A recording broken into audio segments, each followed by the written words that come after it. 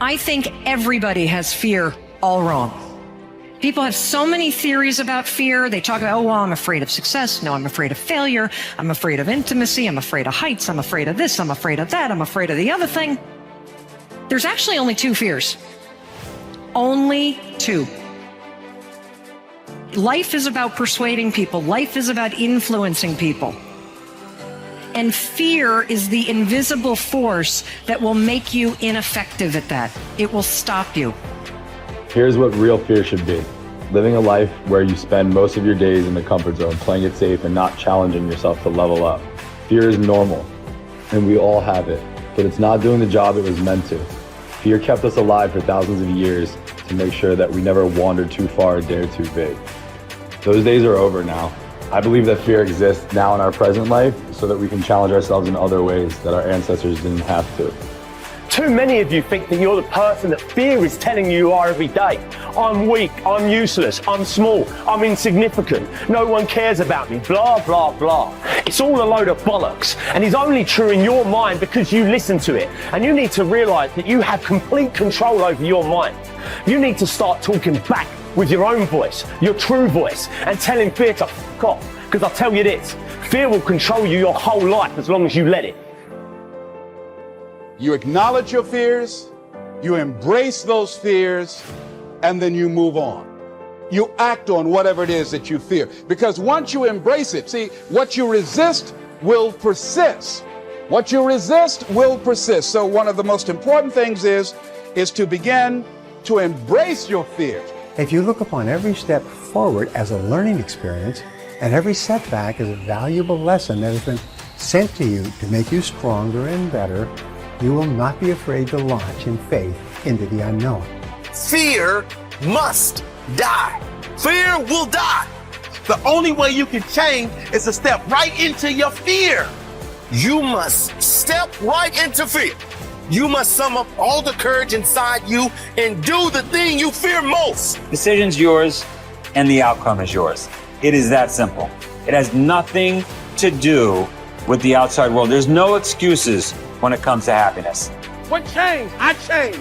And I stopped being a victim. I stopped saying I've got to wait for good things to happen to me. And I said I'm going to grind. I'm going to fight. I'm going to work. I'm going to press forward. I'm going to learn. I'm going to do everything in my power. Every single day, I'm going to do everything in my power to become a victor and not a victim. You've got to ask yourself, how long am I going to allow this to hold me back? If you do what other successful people do over and over again, nothing can stop you from eventually enjoying the same rewards that they do. But if you don't do what successful people do, nothing can help you. Success is not an accident. Sadly, failure is not an accident either. You succeed when you do what other successful people do over and over until these behaviors become a habit. Likewise, you fail if you don't do what successful people do. In either case, nature is neutral. Nature does not take sides. Nature doesn't care. What happens to you is simply a matter of law. The law of cause and effect. You can look at yourself as a machine with a default mechanism. Your default mechanism is the almost irresistible attraction of the expediency factor. In the absence of self-discipline, your default mechanism goes off automatically. This is the main cause of underachievement and the failure to realize your true potential. When you are not working deliberately, consciously, and continuously to do, be, and have those things that constitute success for you, your default mechanism is at work. You end up doing those fun, easy, and low-value things in the short term that lead to frustration, financial worries, and failure in the long term. One of the most important requirements for success, once you have decided what it is that you want, is the quality of willingness. Successful people are willing to pay the price, whatever it is and for as long as it takes, until they achieve the results they desire. Everyone wants to be successful. Everyone wants to be healthy, happy, thin, and rich. But most people are not willing to pay the price. Occasionally, they may be willing to pay the price, but they are not willing to pay the whole price.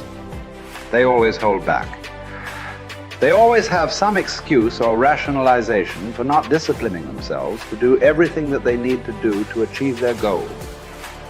How can you tell when you have paid the full price of success? It's simple. Look around you. There it is. You can always tell how much of the price of success you have paid by looking at your current lifestyle and your bank account. By the law of correspondence, your outer world will, like a mirror, always reflect the person you are and the price you have paid on the inside.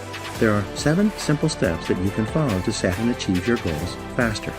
There are more complex and detailed goal-achieving methodologies, but this 7-step method will enable you to accomplish 10 times more than you've ever accomplished before, and you will do so far faster than you can currently imagine. Step 1. Decide exactly what you want. Be specific. If you want to increase your income, decide on a specific amount of money rather than to just make more money. Step 2. Write it down. A goal that is not in writing is like cigarette smoke. It drifts away and disappears. It is vague and insubstantial. It has no force, effect, or power. But a written goal becomes something that you can see, touch, read, and modify if necessary. Step 3. Set a deadline for your goal. Pick a reasonable time period and write down the date when you want to achieve it. If it's a big enough goal, set a final deadline and then set sub-deadlines or interim steps between where you are today and where you want to be in the future. A deadline serves as a forcing system in your brain.